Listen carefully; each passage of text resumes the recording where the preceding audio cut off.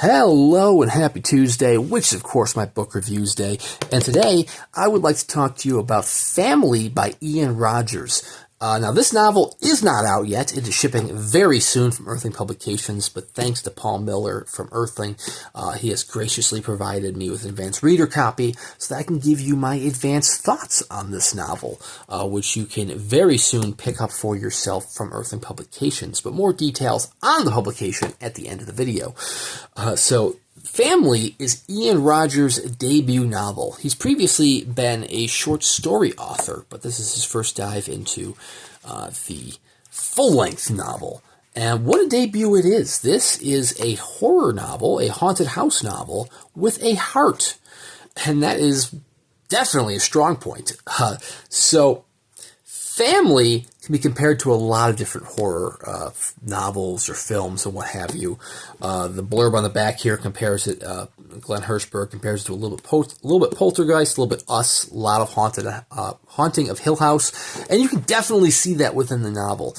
Ian Rogers wears his heart on his sleeve. He shows you his influences in the novel, and it works very well for it. The two pieces that I would personally compare it to is the handyman method in terms of at least just the basic starting structure, which is by Andrew F. Sullivan and Nick Cutter, and more so the Amityville Horror, which I wasn't a huge fan of that novel, but I did like this one. More on that in a second. So Family follows the titular family, the Bennett family, who after a series of misfortunes and tragedies decide that what they need for their family is a fresh start. So they pack up, move to a different city, a different state, and a brand new house. But soon after they move into the house, some paranormal and supernatural occurrences begin to unfold, which start to affect the Bennett family as they figure out what the hell is truly going on.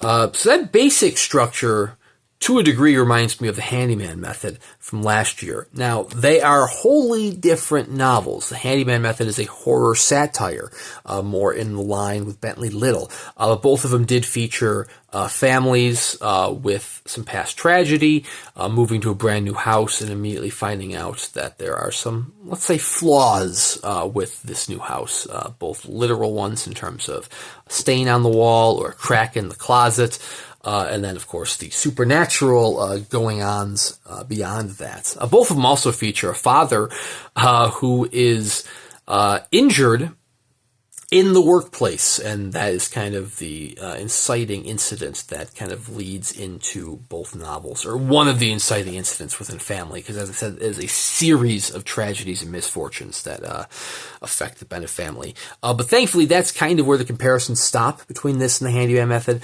A much better comparison would be Amityville Horror. Now, I did review Amityville last year, and quite frankly, I wasn't a fan of Amityville. If you take away the based on a true story aspect of it, which it wasn't a true story, what you're left with is a novel that kind of throws as many what would now be horror cliches or haunted house cliches into the blender at the wall at once to see what sticks. And it didn't quite nail the landing, in my opinion. Family absolutely nails the landing. So the haunting of the Bennett family, the incidents that are plaguing the Bennett family, are many, much like Amityville. But what happens really well is that each member of the family, whether it be Jack the father, Laura the mother, or Jessica or Stanley, the two children, each family member almost has their own haunting. Jack has the more traditional poltergeist haunting. Jessica has kind of your Us haunting. Not that Us was a haunted novel, but she has a more paranormal identity crisis, we'll put it at that. Stanley has the your true fears coming to life type of haunting, and Laura has the more supernatural, strange creature haunting. Each one very different from the last, but each one pulled off incredibly well, and it didn't feel loose or thin like it did in Amityville, strictly because each one had its own family member that it was attached to. Speaking of which, the absolute strength of Ian Rogers' family is the family itself. This Bennett family they're incredible. The characterization of them is top notch. You love each member of the family. And the pet Nix, the cat Nix, Justice for Nix. And that's not a spoiler. I mean, it's a pet in a haunted house novel. Unfortunately, things aren't going to go great for it. So, yeah. I apologize if that is a bit of a spoiler, but if you read the opening chapter, you're like, well, you know exactly where this is going. Anyways, you love every member of the Bennett family through and through. Like if it was a weaker characterization or if it was a weaker family at the center of this novel, it wouldn't be as enjoyable of a read as it is. I've read plenty of, actually bringing it back to Amityville, I've read plenty of haunted house novels where you just have despicable characters in it. The people in Amityville Horror are just so incredibly stupid as characters that you're face palming yourself. You're like, where the hell is this going to go? What stupid decision are they going to make? The Bennett family, they're not stupid. They're actually rather bright. They're using their brains to try to figure their way out the situation.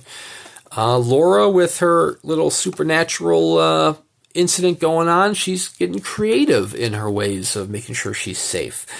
The father, who he has an extensive movie collection, and after having his own poltergeist-like experiences, he rolls up his sleeves, pulls out a bunch of his DVDs, and says, you know what? We're going to consult the DVDs. We're going to consult these horror movies to see how they dealt with these poltergeist-like phenomenon. Like, it's hard not to like the Bennett family, and that is what is so strong about Ian Rogers' debut novel.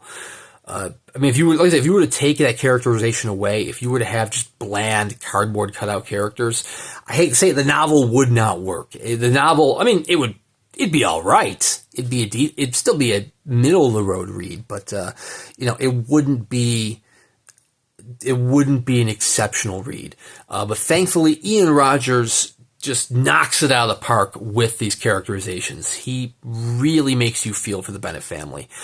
Each chapter in the novel goes from a different third-person point of view. One of them is going to follow Laura, one of them will follow Jack, one of them will follow Stanley and Jessica, and so on, kind of going through their own experiences. It is a very easy to read novel. It really keeps you engaged, especially with the characters at the center of it. The novel itself is divided into 4 parts. The 4th part, which is the Shadow House, is where things really get kicked into overdrive, and you start getting these quick staccato, like 1-page chapters, starting with Shadow House, to really bring it to its conclusion. Admittedly, the conclusion wasn't, and I apologize to Ian Rogers if you're watching this. Admittedly, the conclusion I didn't think was as powerful as the novel itself prior to that, but it's still a decent conclusion. It's still not, it's not a bad ending by any means. But I would say, the first 300 pages of the novel are top notch.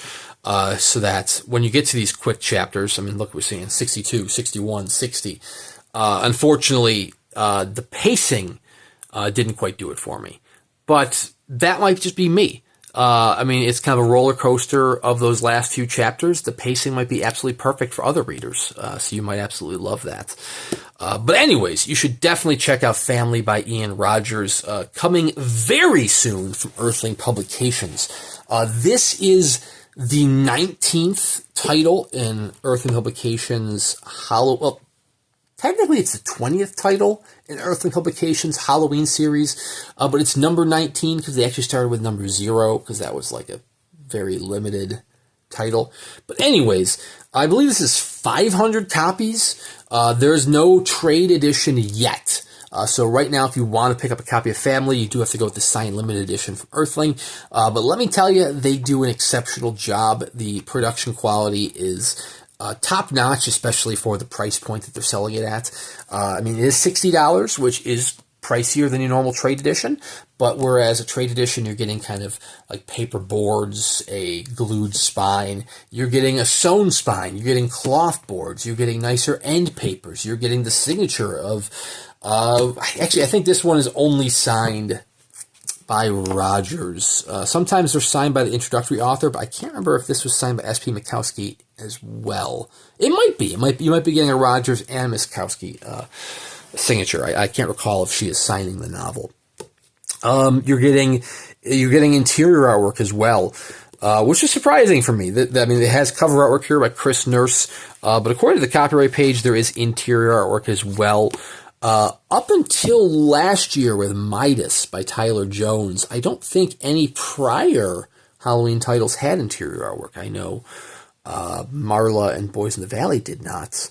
Or maybe I'm just hallucinating and I am completely blanking out the interior artwork that they may have had. But as far as I recall, they did not have interior artwork. But families should. So you are getting a lot of bang for your buck for $60. I mean, it is going to be a nice, high-quality presentation, as Paul Miller is one to do. An email did just go out today, I believe, or maybe it was yesterday, from Paul Miller saying this is the last chance to match numbers for the copies, because this is the Halloween title, but here we are in the last week of September. They should be shipping right around the corner. You do not have to wait until Halloween. These might even start going out the door in September. Who knows? We'll see. Fingers crossed. But if you do have previous Halloween titles or just previous numbered editions in general that you want to try to get Paul to match your number to, this is your last chance to do so.